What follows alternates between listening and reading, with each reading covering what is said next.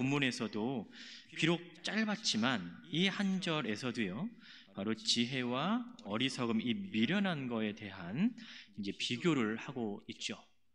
그래서 이 지혜로운 거의 특징이 뭔지, 아니면 미련한 거의 특징이 뭔지를 우리에게 얘기를 하고 있습니다. 특별히 이 시간 청년부 헌신 예배로 드리면서 먼저는 우리 사랑하는 청년들, 그리고 모든 성도들이 이르기까지 하나님의 말씀을 통해서 우리에게 주시는 그 주님의 뜻을 알고 이 땅에서 참된 그리스도인으로 살기를 주의 이름으로 축복합니다. 먼저 미련한 자에 대해서 성경은 어떻게 이야기를 하고 있냐면 15절 보세요. 미련한 자는 자기 행위를 바른 줄로 여긴다라고 얘기를 합니다. 자, 그래서 먼저 이 미련한 자에 대한 특징을 여기서는 얘기를 하고 있는데, 자, 바른 줄로 여기다라는 이 말은요, 마치 그것이 바른 것처럼 스스로 행동한다라는 거예요. 스스로 생각한다라는 것이죠. 본래 바르게 여기다라는 단어가 가지고 있는 원래의 의미는요, 하나님께서 자기 백성을 다스리실 때에 그분의 통치, 말씀, 심판 등을 묘사할 때 사용되는 단어, 표현인 거예요. 그러니까 하나님 보시기에 옳은 것을 행하는 것이 바르게 행한다라는 의미인데, 오늘 본문에 보니까 자신의 행동을 스스로 평가하면서 내리는 결론이 어떻게 얘기를 하고 있는 거예요? 나는 지금 바르게 행하고 있다라고 스스로 평가를 하고 있다라는 것이죠. 그러니까 판단의 기준이 하나님이 보시기에 바르다라는 것이 아니고, 여기에서는 스스로 생각을 하기를 나는 지금 바르게 행하고 있다, 바르게 생각하고 있다라고 해서 그 판단의 주체가 자기가 지금 되고 있는 것을 보고 있는 거예요. 그러니까 자신 스스로의 평가가 가지고 있는 문제점이 뭘까요? 자신이 지금 잘못된 길을 가고 있어도 그것이 잘못된 길임을 깨닫지 못한다라는 거죠. 기준이 나니까, 판단을 내가 하니까 그것을 어떻게 나에게 적용을 하느냐에 따라서 결과가 달라진다라는 거죠.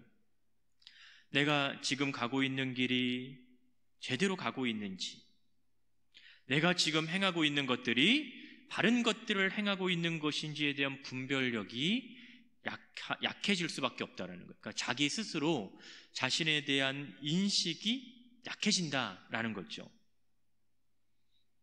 나의 눈이 판단의 중심이 돼요. 나의 견해가 판단의 중심이 되고 나의 생각이 판단의 중심이 되는 겁니다. 근데 문제는 이미 나의 생각이 굳어져 있기 때문에 거기로부터 벗어날 수 없는 상황에 내가 내 스스로를 놔둔다라는 것이죠. 내가 무언가에 꽂혀요. 그것이 대상이 되었든 물건이 되었든 지간에, 그러면 그것밖에 내 눈에 들어오지 않는 것. 그러면서 나에게 일어나는 변화가 뭐냐면 바로 관대함의 범위가 넓어진다라는 겁니다. 여기서 관대함의 범위가 넓어진다라고 하는 것은 그 대상에 대한 이해의 폭이 넓어진다라는 의미보다는 점점 내 삶 속의 신앙과 믿음이 차지하는 부분이 적어진다라는 그런 의미입니다. 내 스스로 나의 관대함을 넓혀가니까 이것이 설령 잘못된 길을 간다고 하더라도 거기에 대해서 관대할 수 있는 거죠. 그럴 수 있다라고 생각할 수 있는 거예요. 그런데 오늘 본문에서는 이러한 사람들을 일컬어서 뭐라고 얘기하냐면 미련한 자다라고 말하고 있는 거죠. 이유는 그는 주께서 자신이 잘못된 길을 가고 있는 것을 보고 계시고 또 알고 있는 것을 깨닫지 못하기 때문이라는 거죠. 그러니까 주님을 의식하기보다는 바로 내가 내 스스로 나를 의식하며 살아간다라는 겁니다. 여러분, 이스라엘 백성들의 삶을 한번 보십시오. 특히 사사시대를 보시면 그들은 끊임없이 죄를 범하죠. 사사시대의 특징이 뭐라고 얘기했어요? 이스라엘에 왕이 없는 것이었습니다. 왕이 없다라는 것은 그 백성들이 바른 길로 갈 수 있도록 인도해 줄 자가 없다라는 거예요. 그래서 사사기 21장 25절 맨 마지막 절을 보시면 이렇게 사사기를 마무리하죠. 그때에 이스라엘에 왕이 없으므로 사람이 각기 자기의 소견에 옳은 대로 행하였더라 라고 사사기는 마무리를 합니다. 근데 여러분이 생각을 해보시면 성경의 한 권을 마무리를 지으면서 끝내는 말이 뭐냐면 사람이 각기 자기의 소견대로 옳은 대로 행했다라는 거예요. 사사시대라고는 한 시대를 마무리를 하면서 결론을 내렸던 것이 사람이 각기 자기의 소견에 옳은 대로 행하였더라 라고 성경은 마무리를 짓는다라는 거죠. 이렇게 끝을 맺는 것이 그들에게는 얼마나 불행한 일이겠습니까? 늘 하나님께서 그들과 함께 하셨다라고 끝내는 것이 아니고요, 늘 그들은 하나님의 인도하심을 경험하면서 삶을 살았더라라고 성경을 끝내는 것이 아니고 자기의 소견에 옳은 대로 행하였더라라고 하면서 성경 한 권을 마무리를 짓습니다. 여러분, 자기의 소견에 옳은 대로라는 것은 결국은 자기의 생각을 옳게 여기는 것과 다를 것이 없잖아요. 그래서 이 당시의 이스라엘의 백성들의 모습을 보면 늘 그들의 삶을 표현해주고 설명해주는 공통적인 모습이 뭐예요? 사사기 2장 11절, 3장 7절, 11절 보시면 이런 표현이 있습니다. 이스라엘 자손이 여호와의 목전에 악을 행하였다라는 거였어요. 미련한 자들의 전형적인 모습인 거죠. 그럼 목전이라는 건 눈앞이잖아요. 그러니까 하나님의 눈앞에서 그들은 범죄하며 살아갔다라는 거예요. 근데 그것을 성경은 뭐라고 얘기합니까? 미련하다. 그러니까 성경이 말하고 있는 이 미련하다의 의미는 단순히 세상을 살아가는 지혜를 가지고 있지 않다는 걸 말하고 있는 것이 아니고요, 그들이 하나님에 대한 지식이 없기 때문에, 그들이 하나님에 대한 알미 없기 때문에 내 스스로가 하나님과 상관없이 살아가면서도 스스로 자신의 삶에 만족하며 살아간다는 것이죠. 내 삶의 기준이 내가 되기 시작하면 여러분, 상대방의 말을 듣는 것 너무나 약해집니다. 고집도 그런 고집이 없고요, 주변 사람 모든 사람들이 힘들었는데 당사자만 괜찮은 거죠. 왜요? 나는 옳다라고 생각을 하고 있기 때문에. 삶도 그렇지만 신앙생활에 있어서 더 큰 손해는요, 하나님의 말씀을 들을 기회가 점점 없어진다라는 거죠. 하나님의 말씀을 듣게 되면 옳고 그른 것이 명확해집니다. 그런데 그것이 나에게 때로는 쓴소리가 될 수 있기 때문에 들으려고 하지 않는 거죠. 마치 듣는 것이 되게 거북해지고요, 듣는 것이 불편해지기 시작을 합니다. 우리 스스로의 모습을 한번 돌이켜보면 하나님께서는 언제나 좋을 말만 하는 것도 아니고요, 좋은 것으로만 우리에게 보여주시는 것도 아닌 거예요. 때로는 나의 계획과 생각과 전혀 다르게 인도하실 때도 있죠. 때로는 이래도 되나 싶을 정도로 전혀 이해할 수 없는 상황에 나를 몰아가시기도 합니다. 그리고 그곳에 나를 놓아두시기도 합니다. 그럼 그럴 때일수록 우리가 해야 하는 건 뭘까요?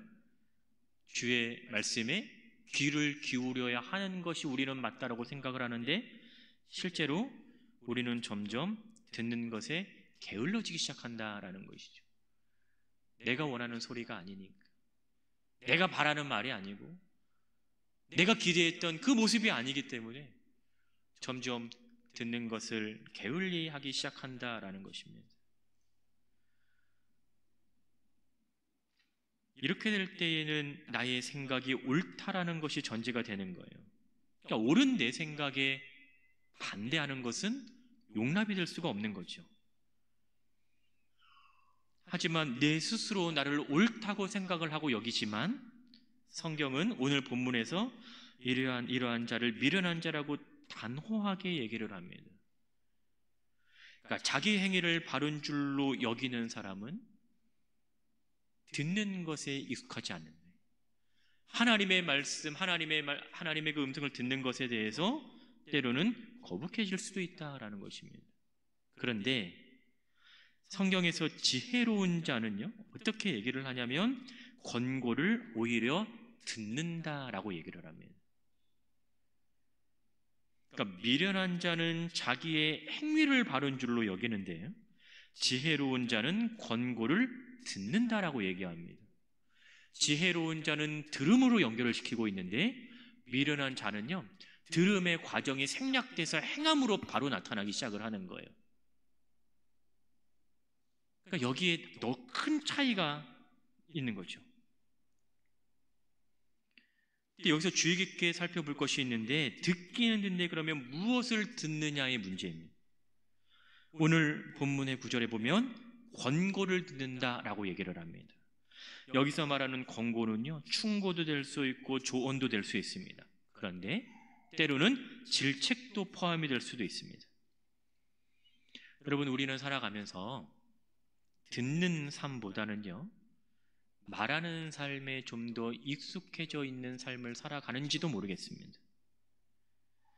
그러나 듣는 것에 우리가 소홀할 때 정작 우리 삶에 위기가 찾아올 수 있다라는 것을 우리는 깨달아야 되죠. 여러분, 구약 성경에 있는 열왕기상 12장에 보시면 한 인물이 소개가 되고 있는데 그 인물이 바로 누구냐면 르호보암입니다. 이스라엘 왕이죠.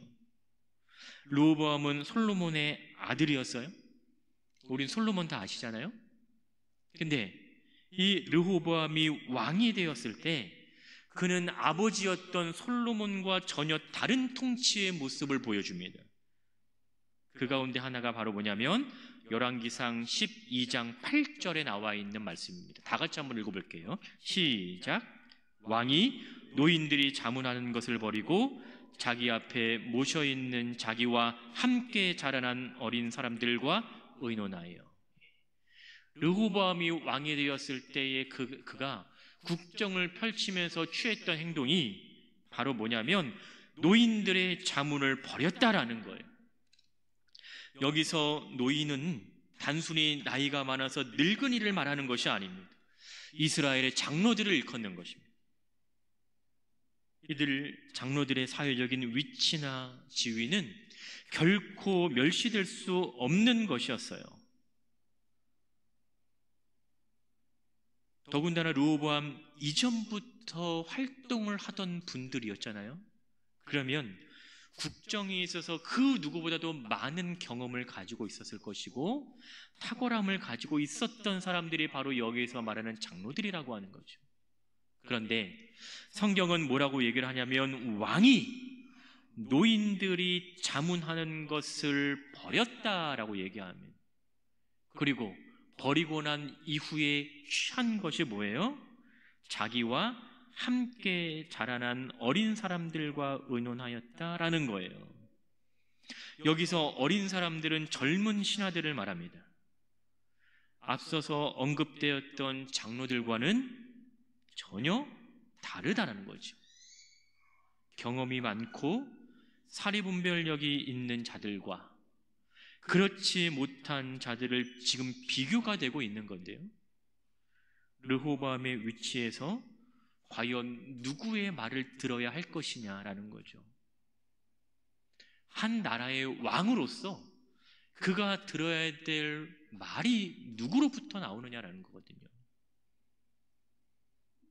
근데 그는 당연히 경험이 많고 국정에 밝고 백성들의 문제를 해결할 수 있는 지혜를 가지고 있었던 장로들의 충고가 아니라 오히려 어린 신하들의 말을 들었다라는 겁니다. 이렇게 들음에 소홀했던 르호보암의 결말이 어떻게 되는 줄 아십니까? 바로 그 이후부터 보시면 왕국이 분열되는 아픔을 겪게 됩니다. 열왕기상 15장 6절에 보면 르호보암과 여로보암 사이에 사는 날 동안의 전쟁이 끊이지 않았다라고 성경은 기록을 하고 있어요. 그러니까 들음과 듣지 않음의 차이, 들어야 할 것을 들음과 들어야 할 것을 듣지 않음의 차이가 여기에서 나타나는 것이고 거기에 대한 결과는 너무나 크다라는 것을 우리가 볼 수가 있는 것이죠. 사람들은 저마다 자기가 들어서 좋은 말만 좋은 말을 듣는 것에 익숙한 거지, 마음이 좀 상하지만 그것이 바른 말이라고 한다면, 또는 그것을 반드시 들어야 한다면 들어야 되는데 그 들으면은 익숙치 않다라는 게 문제인 거죠. 듣기에는 기분이 좋지만 자신에게 참된 유익이 없다면, 그러나 듣기에 기분이 좋지 않지만 자신에게 참된 유익이 있다면, 과연 사람들은 이 둘 사이에서 무엇을 들을 것이냐인 거죠. 과연 들어야 될 것을 지금 듣고 있느냐, 아니면 듣지 않아야 될 것을 지금 듣고 따라가고 있느냐. 그러면서 스스로 생각하기를 나는 바른 길을 가고 있다라고 생각을 하면, 나는 지금 나의 행위가 바르다라고 생각을 한다라고 하면, 근데 그것이 나의 삶의 영역 안에서만 그것이 이루어지는 게 아니라, 만약에 나의 말 한마디가, 나의 행동 하나가 영향력을 미칠 수 있는 자리에 있다라고 한다면 더 우리는 심각하게 고민을 해볼 필요가 있다라는 것이죠. 우리가 기도할 때 주의 말씀에 순종하게 하시고, 또 그 말씀을 기쁨으로 받게 하시고, 또 주의 말씀대로 행하게 해달라고 기도하지만, 막상 내가 받은 그 응답이 나의 계획과 맞지 않고 나의 생각과 좀 다르고 내가 원하지 않는 그 방향으로 간다라고 하면, 그때부터는 기도하면서도 순종을 해야 되는지 말아야 되는지에 대한 고민이 생겨나는 것이 바로 우리의 모습인 거죠. 기쁨으로 받게 해달라고 기도하는데 정작 그 응답이 내가 원하는 방향과 대답이 아닐 때, 우리는 그래도 그것을 기쁨으로, 감사함으로 받느냐, 아니면 때로는 원망으로 받느냐인 거죠. 주의 말씀대로 행하게 해달라고 기도하는데 막상 나의 삶으로 연결이 된다라고 하면 때로는 우리는 주저하기도 한다라는 것입니다. 여러분, 듣는다라는 것은요, 나의 것을 포기하는 것을 의미합니다. 하나님의 말씀을 듣는 것은 내 생각을 포기하는 것, 내 의지를 포기하는 것, 내 욕심도 포기하는 거예요. 하나님 말씀에 순종하며 나아간다라고 하는 것은 그 길이 어떠한 길이 됐든지 간에 하나님을 믿고 의지하고 순종하며 나아가는 것을 얘기를 하는 것이죠. 우리의 부족을 채울 수 있는 분이 누구이실까요? 우리의 연약함을 강하게 만드실 수 있는 분이 누구이실까요? 우리의 나약함을 강하게 바꾸실 분이 누구이실까요? 하나님 한 분밖에 없습니다. 그 하나님께 우리는 지금 나아가고 있는 거 아니겠습니까? 그 하나님께 우리는 간구하고 있고요, 그 하나님께 우리는 답을 기다리고 있습니다. 그럼 그 하나님께서 답을 주실 때, 그 하나님께서 우리를 인도하실 때, 그 하나님께서 우리를 채우실 때 우리는 감사함과 믿음으로 우리는 순종해야 될 줄을 믿습니다. 이것이 바로 참되고 바른 신앙의 모습인 것이죠. 이러한 모습이 우리 교회 성도들의 모습이 되어야 되고, 이러한 모습이 우리 교회의 모습이 되어야 된다라는 겁니다. 우리가 예배를 드리잖아요. 우리가 찬양하고 기도하잖아요.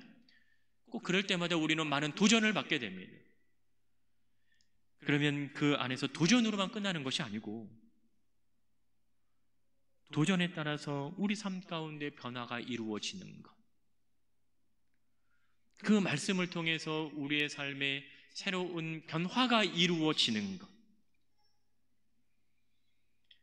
우리의 삶은 도전만 받고 끝내는 것이 아니고요, 우리가 은혜를 계속해서 간직할 수 있으면 그것이 얼마나 좋겠어요. 그런데 살다 보면 우리가 받은 이 은혜를 지속하기 위해서는요, 우리는 삶의 변화가 필요한 줄을 우리 스스로가 알게 됩니다. 종종 말씀드리지만 이 땅에서, 또 이 세대에서, 이 시대에서 그리스도인으로 살아간다라고 하는 것이 얼마나 힘듭니까? 쉬운 게 오히려 이상한 거죠. 때로는 고민도 하고, 때로는 눈물도 흘려야 될 때도 많이 있고, 때로는 철저히 앞에 하나님 앞에 무릎 꿇어야 될 때도 많이 있고, 죄가 난무하고 있는 이 세상 속에서 우리는 치열하게 살아가는 그 모습이 바로 그리스도인인 우리의 모습인 것이죠. 전쟁 영화 보시면 죽지 않기 위해서, 그 속에서 살아남기 위해서 얼마나 치열하게 싸움을 합니까? 마치 눈에 보이지 않는 전쟁터와 같이 우리는 이 땅에서 그리스도인으로 살아가기 위해서 지금 몸부림치고 있는 거죠. 그러한 삶의 현장에서 우리가 바른 길을 갈 수 있는 유일한 방법이 어떤 거예요? 잘 들어야 된다라는 것이죠. 하나님의 말씀에 귀를 기울이고, 그 기울인 그 귀를 통하여 하나님의 말씀을 잘 들어야 되고, 그 들은 하나님의 말씀대로 우리는 살아가도록 노력해야 되고, 그 안에서 우리는 하나님께서 채우시는 그 기쁨이 있는 줄 압니다. 듣지 않으면요, 무엇이 옳고 그른지 무엇이 바른지를 우리는 알 수 없다라는 겁니다.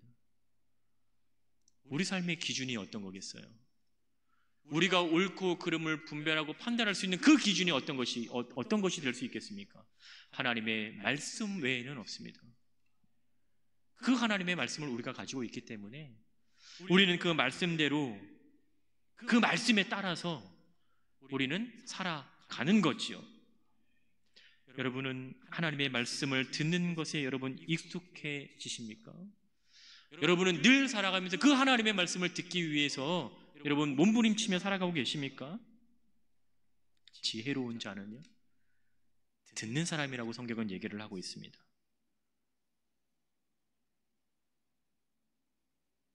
무엇을 듣느냐가 우리의 인생을 결정하는 거죠. 세상의 것을 들으면 세상의 것에 관심이 가질 수밖에 없지만, 주의 말씀을 들으면 들은 주의 말씀을 통해서 우리의 삶이 변화되고요, 세상을 바라보는 우리의 시각이 바뀌어지게 됩니다.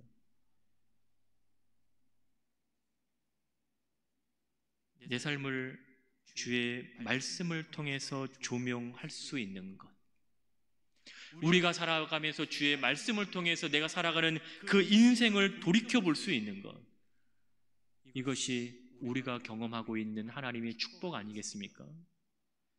하나님의 말씀을 받은 그 하나만으로도요, 우리는 너무나 큰 복을 지금 누리며 살아가고 있는 거죠. 근데 그 말씀을 가지고 이 세상에서 살아갈 수 있다?